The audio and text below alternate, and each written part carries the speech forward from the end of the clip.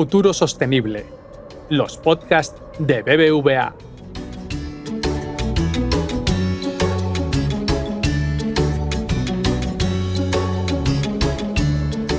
Hola, bienvenido a Futuro Sostenible, un podcast de BBVA. Yo soy Paz Palacios. En el programa de hoy profundizaremos sobre uno de los lugares que a lo largo del tiempo han sido testigos de grandes hitos históricos y de transformaciones en la construcción de viviendas, los edificios, las infraestructuras y la propia sociedad. Hablamos de las ciudades. Como el cambio climático también se ha convertido en protagonista de las urbes y sus cambios, profundizaremos sobre ello de la mano de un experto y de mi compañera Tete Andrés. ¿Nos acompañas?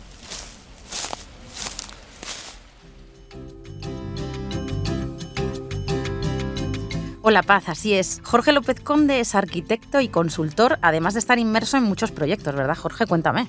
Pues sí, me gusta estar en los límites de la disciplina, trabajar con la innovación, intentar provocar el cambio y ayudar a corporaciones, a organismos, estructuras que sean también políticas, de diferentes tipos de gobierno, pero siempre desde la arquitectura y hacer una transformación tanto del territorio como de la ciudad. Pues vamos a entrar en temática ciudades y a mí me gustaría, antes de hablar de las del futuro, saber ¿cuáles dirías que han sido los principales cambios que han experimentado las ciudades de hoy con respecto, por ejemplo, a las de hace 40 años? El principal cambio de la ciudad desde hace 40 años a hoy es que hoy dudamos de que la ciudad sea el futuro. Por ejemplo, está en crisis el modelo y hace 40 años fue la desconexión máxima, el mayor crecimiento exponencial de la idea de ciudad con la globalización. Y esa globalización se ha ido adaptando en diferentes partes del mundo y ahora mismo tenemos diferentes velocidades de crecimiento o de desarrollo de la idea de la ciudad en diferentes continentes. En el caso europeo está en crisis. Hay muchos casos que vemos de ciudades que están o decreciendo, de ciudades medianas, o ciudades grandes que no pueden asumir ese crecimiento por los recursos y el cambio climático o por otros problemas. En la esencia de todo ello está el modelo económico y el cambio climático. El modelo económico por ese desarrollo exponencial, que en muchos casos en África, por ejemplo, es la llegada en masa de personas a la ciudad, el crecimiento exponencial y descontrolado sin urbanismo de ese modelo, con lo cual también hay una crisis allí, y en otros contextos es la limitación de los recursos para poder gestionar tanto el alimento como los materiales de construcción como los residuos que generamos, ¿no? Entonces el modelo de ciudad es una construcción que está asociada a la innovación y al desarrollo económico, pero ahora, como tiene que haber también un cambio de modelo económico, ajustado a los objetivos de desarrollo sostenible, al nuevo Pacto Verde, etcétera. Hay que hacerse planteamientos nuevos. Hay que hacer ese replanteamiento. Y ese replanteamiento pasa en una de las grandes líneas por el cambio de forma de la ciudad y el cambio de gestión de la ciudad. Vamos a indagar más en ese cambio, pero antes, en tu libro Digerir la forma, hablas efectivamente de las ciudades del futuro y a mí me gustaría saber qué medidas de las que aplicaban antes nuestros ancestros tú aplicarías hoy en el presente e incluso las llevarías al futuro. El libro es justo esta, la idea, vamos a hacer un recorrido histórico de formas de ciudad, de ideas de ciudad y ver cómo muchas de ellas se siguen manteniendo y qué podemos aprender de ese modelo económico que era mucho más sostenible, más circular y más ecológico y podemos llevarlo al futuro. El recorrido histórico pues empieza, por ejemplo, con el paraíso. La idea de paraíso es la primera idea que tenemos de un lugar confortable, donde no tenemos que hacer ningún tipo de esfuerzo para coger nuestros alimentos, donde vivimos con tanto confort y tan bien que estamos desnudos. La idea de verano, por ejemplo, o de las vacaciones de verano tiene mucho que ver con la idea de paraíso. Vamos buscando el paraíso y estando en un lugar de vacaciones intentando representarlo, ¿no? Esto es un tema que culturalmente y en cualquier religión ha estado y seguimos trabajando sobre ello de alguna manera, aunque es ya casi inconsciente, ¿no? Roma, cualquier ciudad romana, en Europa, todas nuestras ciudades están construidas sobre una base romana, desde el tipo de la gestión del territorio, el agua, los residuos y la propia forma de la ciudad. La ciudad ha estado gestionada siempre desde el alimento y no es casualidad que en el templo y el mercado y el ágora, o sea, los tres lugares de gestión más importantes de la ciudad estuvieran juntos y estuvieran protegidos por la propia religión. También pasa en Asia y pasa en América. Hablo mucho en el libro del ejemplo de DF, de México, de la capital, y de las chinampas, que es una infraestructura ambiental que fue la creadora de la ciudad más grande y más sostenible en la historia de la humanidad. A mí me gustaría preguntarte sobre la planificación urbanística. ¿Qué cambiarías, más la del presente o la del pasado? Pues según nos indica Europa, ¿no? Y según tenemos ahora mismo todo ese vínculo hacia la circularidad, hacia el cambio de modelo, etcétera, tenemos que volver a aprender de esas ciudades previas a la revolución industrial.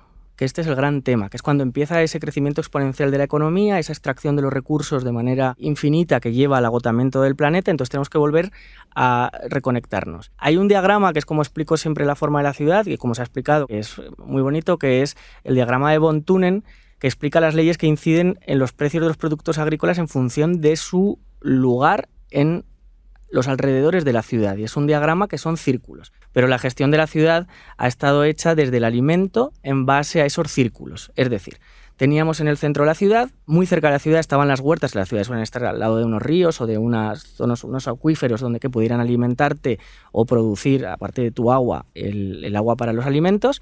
Esos alimentos que requerían de un cuidado diario tenían que estar alrededor de la ciudad, las huertas estaban muy pegadas a la ciudad. Después había un anillo que era vinculado a la leña para el fuego y para la calefacción.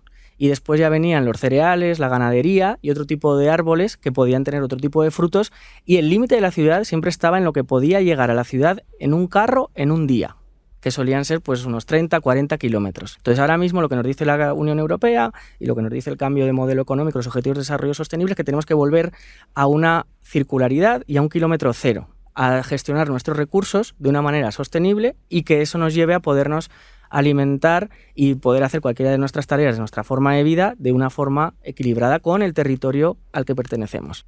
Vamos a hablar ahora, si te parece, Jorge, de cómo pueden ser las ciudades de hoy más sostenibles, porque según la ONU, en 2050 el 68% de la población se concentrará en ciudades, que esto supone nada más y nada menos que 7 de cada 10 personas vivan en las urbes. ¿Cómo es la ciudad sostenible perfecta?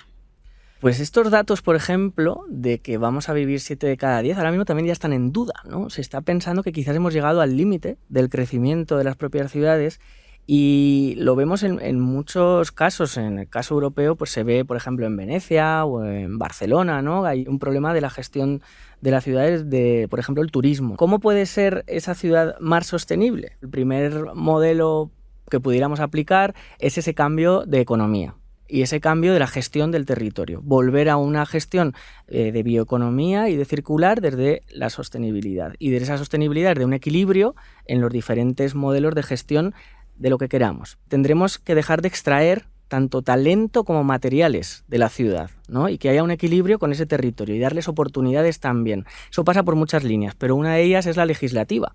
Todas las leyes se hacen desde la ciudad sobre el territorio, y eso genera muchísimos conflictos, porque no se piensa o no se deja que las personas de esos territorios tomen decisiones sobre... No se les tiene en cuenta, ¿no? Sobre su propio territorio. Y hablando de ejemplos o de modelos actuales o de futuro, pues pensamos siempre en los nórdicos. Copenhague siempre es un ejemplo de una ciudad que está muy equilibrada en todas sus líneas, tanto en la innovación como en el respeto a sus tradiciones, como en el equilibrio y la sostenibilidad en todos sus recursos. Y hay otros modelos también en Europa, como pueden ser los holandeses, donde están desarrollando nuevas formas de urbanizar, que este es el siguiente paso, en el que primero se trabaja el territorio y el equilibrio con el territorio, la renaturalización o la mejora de espacios de ecosistemas que han estado degradados, se fomenta un nuevo ecosistema, y cuando ese ecosistema produce los materiales para que tú puedas vivir allí, entonces desarrollas los edificios.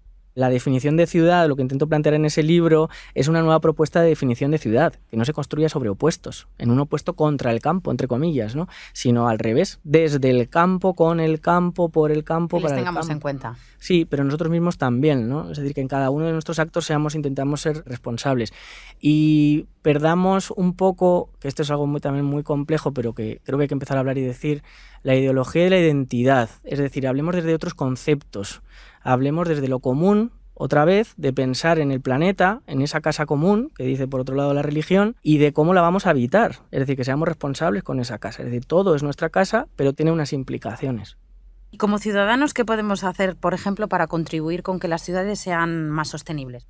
Es que somos responsables y ahora mismo no tenemos más tiempo. Es decir, el tiempo se nos ha terminado, el cambio climático ha llegado hasta esta situación que es límite, y como no hagamos un cambio en nuestra forma de vida, afecta a desde el punto de vista también de la economía, al planeta. Entonces tenemos que volver a reconectarnos y esto también, la crisis del coronavirus, creo que nos ha llevado a eso, nos ha llevado a una reconexión con otros temas que pensábamos que estaban superados, ¿no? Y de ahí que la crisis de la ciudad esté basado en esto. Todos tenemos una necesidad de estar en el campo, todos hemos hecho otro tipo de compras. ¿Qué podemos hacer? Pues hay muchas herramientas y hay muchos ejemplos. Hay aplicaciones que miden nuestra huella de carbono en cada uno de los procesos que estamos haciendo. Pues medir esto, tomar acciones o responsabilizarnos sobre ello es relevante, pues desde la compra de productores de kilómetro cero, en ecológico, por supuesto, el medir los consumos de agua en nuestras viviendas, los consumos energéticos, que esto lo estamos viendo por la factura, pero no solo, ¿no?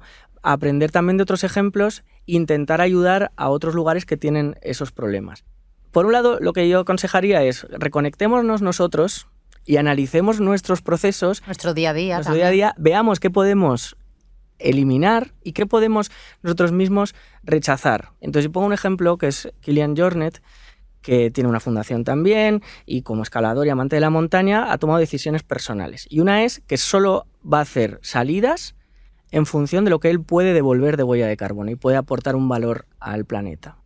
Minimizar determinados consumos o determinados actos que los hemos dado por supuestos, ¿no? Como es que abras el grifo y salga agua. Esto tiene una complejidad muy grande. O que tú tires la basura o no recicles la basura o la recicles mal, tiene unas implicaciones que son gigantes y que además tienen que ver solo con esta forma de ciudad, porque esto en el campo antes no sucedía, porque todo era circular, todo se reaprovechaba y los consumos estaban asociados a lo que te producía ese territorio. Jorge, vamos hacia las que se denominan ahora las ciudades de los 15 minutos, ¿no? Que es un modelo que apuesta por descentralizar las ciudades y que todo lo que necesiten los ciudadanos esté a tan solo 15 minutos. La ciudad de los 15 minutos es la ciudad de provincias, son las ciudades medianas, son las ciudades más saludables, con un contacto directo con la naturaleza, que ven árboles desde cada una de las ventanas de esa ciudad, y eso es lo que nos están diciendo que tiene que ser el modelo de la ciudad del futuro. Entonces, o sea, realmente ya está diseñada. Ese es el tema, ya está diseñada y ya la hemos vivido. Lo que pasa es que nos hemos tenido que ir de esas ciudades porque en esa crisis de los años 2000 que decíamos, o hace 40 años, hubo un cambio de modelo económico que hizo que esas ciudades que tenían sus industrias allí, al llegar esa gran globalización, se llevaron a otros lugares del planeta, por la mano de obra, por lo que fuera, y se perdió esa posibilidad de desarrollo en esos territorios. Ya las han convertido en unas ciudades, en muchos casos burocráticas, capitales de provincia que tienen esos lugares donde va la gente a hacer las gestiones, o ciudades donde la gente tiene una jubilación extraordinaria o donde se va a estudiar desde esa provincia, pero luego no pueden desarrollarse, entonces tienes que irte a la gran ciudad, y en esa gran ciudad luego queremos cambiar la gran ciudad para llegar a la ciudad de los 15 minutos, cuando las ciudades de los 15 minutos ya existen. Entonces hay como unas paradojas. Por otro lado, los procesos que estamos viendo de esas ciudades de los 15 minutos ahora nos llevan a convertir grandes ciudades en muchas islas de pequeñas ciudades que se conectan entre sí. Que al final hagas vida de barrio de toda la vida. Un poco.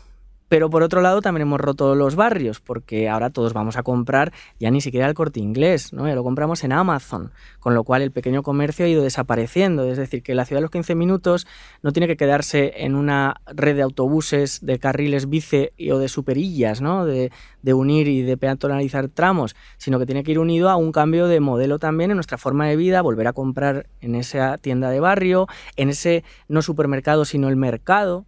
Jorge, muchísimas gracias por hablarnos de las ciudades del futuro. Ha sido un placer tenerte en Futuro Sostenible. Muchas gracias a vosotros.